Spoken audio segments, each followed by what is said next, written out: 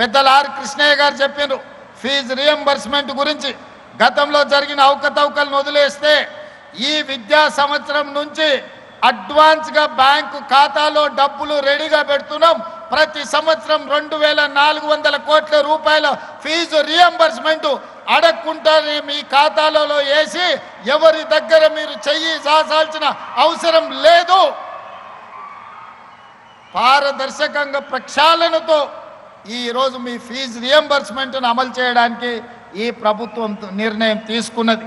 ప్రతి సంవత్సరం ఆర్ కృష్ణయ్య గారికి మా జాజుల శ్రీనివాస్ గారికి విజ్ఞప్తి చేస్తున్నా, ప్రతి సంవత్సరం 2300 కోట్ల రూపాయల ఫీజు రియంబర్స్మెంట్ అడ్వాన్స్గా బ్యాంకు ఖాతాలో పెట్టి విద్యార్థుల ఖాతాలోకి నగదులు బదిలీ చేసే విధంగా ఈరోజు సమూలమైన ప్రక్షాళన తీసుకొచ్చి బ్యాంకులో మా పట్టి గారు ఈ అకాడమిక్ ఇయర్కు సంబంధించిన 250 కోట్లు అడ్వాన్స్గా ఈరోజు ఖాతాలో పెట్టిండు.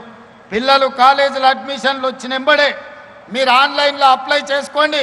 విత్ ఇన్ ఏ మంత్ మీ ఖాతాలో మీ ఫీజు పడుతుంది.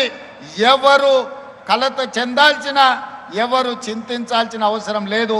ఎవరి దగ్గరికి మీరు వెళ్ళాల్సిన అవసరం లేదు.